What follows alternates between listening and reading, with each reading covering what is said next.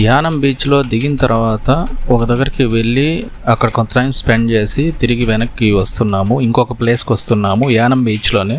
అంటే మనకు దిగేదానికి ఎక్కడ ప్లేస్ లేదు కాబట్టి ఎక్కడన్నా దిగేదానికి అవకాశం ఉంటుందేమో అని చెప్పి వెనక్కి వస్తున్నాము.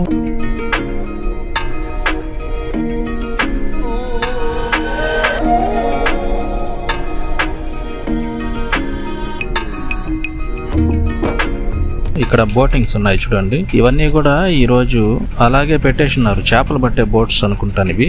నైట్ ఇవి బోటింగ్ కి పోతాయి, చేపలు పట్టేదానికి ఫిషింగ్ కి పోతాయి. ఇక్కడంతా కూర్చునేదానికి ఒక ప్లాట్ఫామ్ లాగా వేసి సిమెంట్ చైర్స్ అవన్నీ కూడా కన్స్ట్రక్ట్ చేస్తున్నారు. చెట్లు ఉన్నాయి, ఎక్కడ పట్టినా కూడా మనకు కొబ్బరి చెట్లు, ఖర్జూరపు చెట్లు ఉన్నాయి, పామ్ ట్రీస్ ఉన్నాయి. అంటే డిఫరెంట్ గా ఉంది లొకేషన్. చీకటి పడుతూ ఉంది, సాయంకాలం అయింది కాబట్టి జనం కూడా పెద్దగా లేరు ఇక్కడ. ఎందుకంటే అదే కారణం అయి ఉండొచ్చు, ఎందుకంటే దిగకుండా.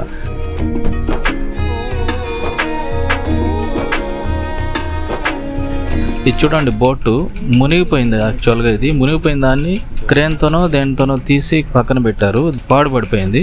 ఇక్కడ ఈ పాయింట్లో మనకు బోటింగ్ అన్నమాట. బోటింగ్ ఎవరైనా ఎక్కాలనుకుంటే ఈ పాయింట్లో ఇక్కడికి వచ్చి టికెట్ తీసుకొని బోటింగ్కి వెళ్ళొచ్చు. అయితే ఇక్కడ ప్రశాంతంగా ఉంది, చల్ల గాలి కొడుతుంది. అక్కడ బోట్స్ ఉన్నాయి. ప్యాసింజర్స్ కూడా ఇక్కడికి వచ్చిన వాళ్ళు విజిటర్స్ ఆ చిన్న రేకులతో కట్టున్నారు చూడండి, అక్కడికి వెళ్ళి టికెట్ తీసుకొని అక్కడ నుంచి బోట్లోకి వెళ్ళి రైడింగ్కి పోతారు. ఇక్కడ ఉంది చూడండి, ఆ బోట్లోనే వెళ్ళాలి.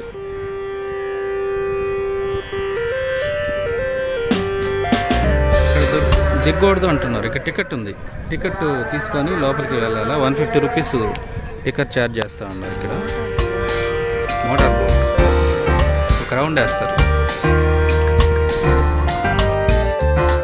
ఇక్కడ బోట్ ఒకటి స్ట్రీమర్ పడిపోయింది, పెద్దది, పాతది అయిపోయింది. ఇక్కడ కుక్కలు చూడండి, మనుషులకే లేదు, కుక్కలేమో బెంచ్లో పండుకొని హ్యాపీగా నిద్రపోతూ ఉన్నాయి.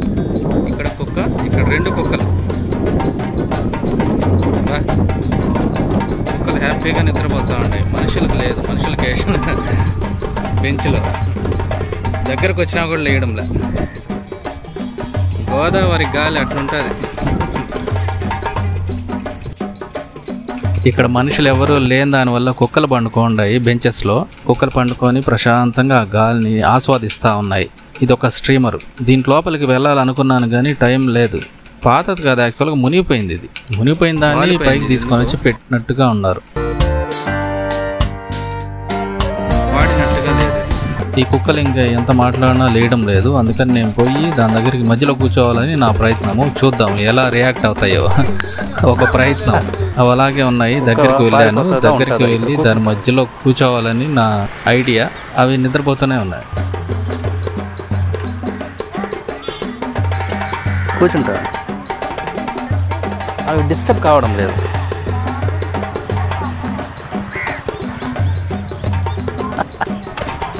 అద్దరిపోయినాయి. నమస్తే, దా నమస్తే, దా పండుకో. ఏ పండుకోరా, పండుకో, దా. నేనేదో ఫోటో తీసుకుందామని వచ్చినాను. సరే చెప్పు, పేరు చెప్పు.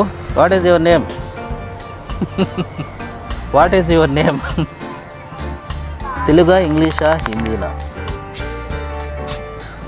కుక్కల అరుపులు కూడా ఇక్కడ బోట్లో ఎక్కుతా ఉన్నారు. చూద్దాం. కుక్కలు అంటే చాలా ఇష్టం నాకు. మీరు అనుకోవచ్చు కుక్కలతో ఏంది మాట్లాడుతూ ఉన్నాడని. కుక్కలు అంటే నాకు చాలా ఇష్టం. జంతువులు అంటే ఇష్టం కాబట్టి వాటితో సంతోషంగా నేను గడుపుతూ ఉంటాను.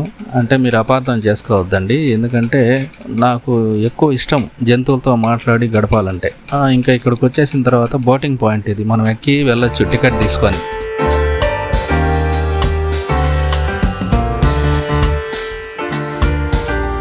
బోట్ బయలుదేరింది. కొంతమంది పోతా ఉన్నారు బోట్లో. ఎంతమంది? 1 2 3 4 5 7 8 9 10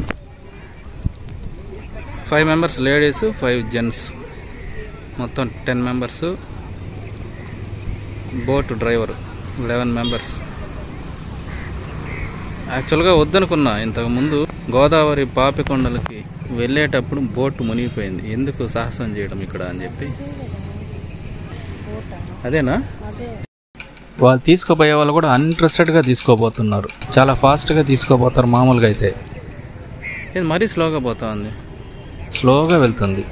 ఏదో తీసుకోపోవాలి కాబట్టి పోతున్నారు అనిపించింది నాకు.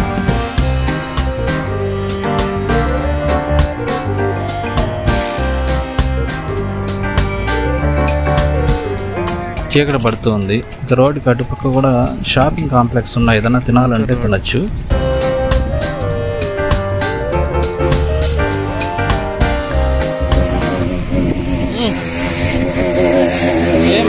వస్తా ఉన్నాడు ఒకడు ఆగితంగా వచ్చినాడు బండ్లో, దాన్ని చూసి ఎవరినో కొట్టేస్తాడు అనిపించింది. కుక్కలు సంతోషంగా నిద్రపోతూ ఉన్నాయి.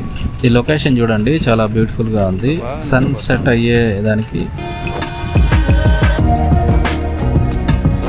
ఈవినింగ్ అయిపోయింది, చీకటి పడుతూ ఉంది.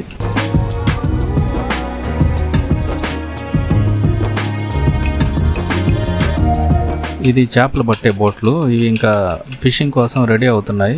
వలలు అక్కడ పెట్టున్నారు. చూడండి, చాట్స్ ఉన్నాయి, ఈటబుల్స్ ఉన్నాయి.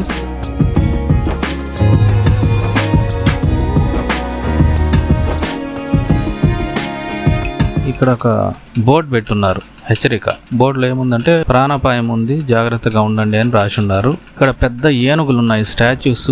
ఇవి రాయితో చెక్కినట్టు కాదు కానీ సిమెంట్ తో చేశారు. సిమెంట్ తో పెద్ద బొమ్మల్ని చేసి ఎంట్రన్స్ లో పెట్టారు. చూసేదానికి బాగుంది. ఇది అంటే ఒక హిస్టారికల్ ప్లేస్ లాగా ఉంది. మామూలుగా మనం మహాబలిపురం ఇవి చూసినప్పుడు రాయిలతో చెక్కుంటారు, అది చాలా బాగుంటది. ఇది సిమెంట్ తో కట్టారు.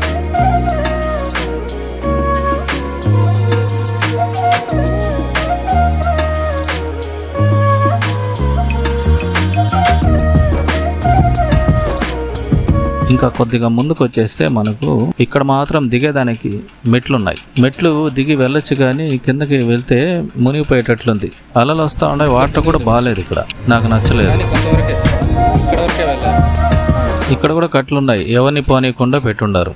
నాకైతే నచ్చలేదు, డిసప్పాయింట్ అయ్యాను. దిగే అవకాశం లేదు కాబట్టి. దారి పడ్డామంటే ఇంకంతే. చేప ఇక్కడ కొట్టుకొని వచ్చింది. చేప. ఓకే, ఫైనల్గా యానం బీచ్ దగ్గరకు వచ్చాము. యానం బీచ్ అన్నారు కానీ ఇది బీచ్ లాగా లేదు. నాకైతే ఇది చూస్తా ఉంటే ఒక కోనేరుకు వచ్చినట్టుంది, ఒక చెరువుకు వచ్చినట్టుంది, కానీ ఒక బీచ్కి వచ్చిన అపీరెన్స్ అయితే లేదు. ఇక్కడ రిస్ట్రిక్షన్ కట్టేసి ఉన్నారు చూడండి. ఎందుకంటే ఎక్కడ చూసినా రిస్ట్రిక్షన్స్, ఇక్కడ పైప్స్ పెట్టేసి ఉన్నారు, అంటే మనకు పోనీయకుండా దిగనీయకుండా. అదేవిధంగా ఇక్కడ మెట్లు కిందకి మనము దిగాలన్నా కూడా వాటర్ బాగాలేదు, కంటామినేట్ అయిపోయినాయి.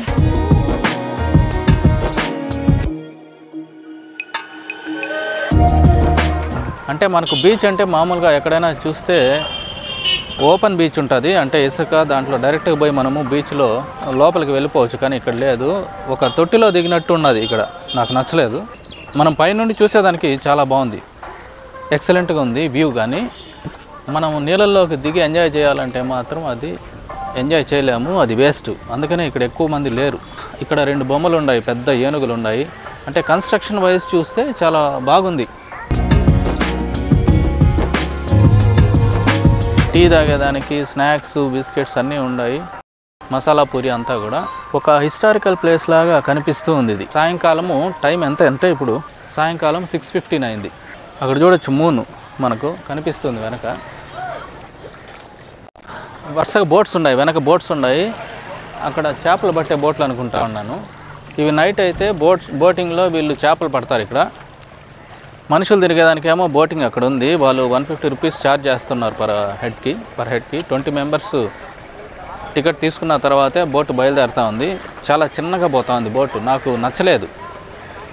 ఎందుకంటే ఇంతకుముందు పాపికొండలకి వచ్చి బోట్లు ఇక్కడ మునిగిపోయినాయి. ఒక క్రూయిజ్ కూడా ఇక్కడ చూస్తే చిన్నది, అది బాగా పాడైపోయింది. అంటే మునిగిన దాన్ని ఎత్తినారో లేదో, మునిగిన దాన్ని ఎత్తి పక్కన పెట్టినట్టుగా ఉంది. నాకు చూస్తే దాన్ని భయం వేసింది. ఎందుకంటే వీళ్ళు ఎక్కడ ముంచుతారో మనల్ని అన్నట్టుగా ఉంది. కానీ మనం హ్యాపీగా పోయి జర్నీ చేసి వస్తామనే నమ్మకం అయితే నాకు లేదు. కొంతమంది వెళ్ళారు లైఫ్ జాకెట్స్ వేసుకొని, వద్దులే మళ్ళీ ఎందుకు ఆ రిస్క్ చేయడం అని చెప్పి నేను గమ్మనుండా. ఇది చేపలు పట్టేది కదా, చేపలు పట్టే బొట్టే ఇది. 1 2 3 4 5 మెంబర్స్ ఉన్నారు.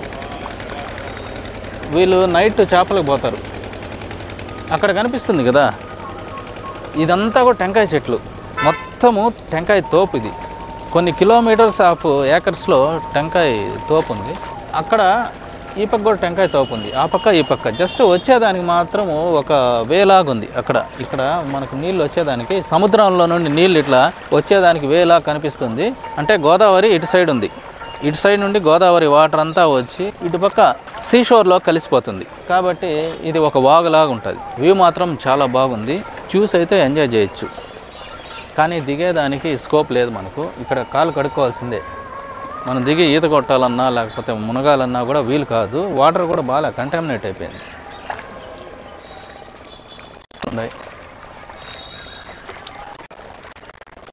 మైక్లో అనౌన్స్మెంట్స్ ఇచ్చినారు, మీరు దిగకూడదు అని చెప్పి అనౌన్స్మెంట్ ఇచ్చినారు. ఎక్కడికి పోయినా కూడా రెస్ట్రిక్ట్ చేస్తూ ఉన్నారు. అటుపక్క కూడా ఇదే మాదిరి ఉంది, ఎక్కడా దిగేదానికి స్కోప్ లేనట్టుంది.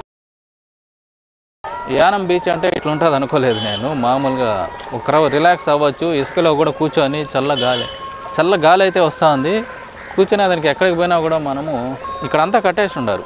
మెట్లు, సిమెంట్ బ్లాక్స్, సిమెంట్ చైర్స్ ఉన్నాయి, వాటిపైన కూర్చోవాల్సిందే. ఇవి ఫిషింగ్ బోట్స్ ఇక్కడ ఉన్నాయి చూడండి, అన్నీ ఇక్కడ ఆపేసి ఉన్నారు. ఇవి నైట్ బయలుదేరుతాయి చేపలు పట్టేదానికి.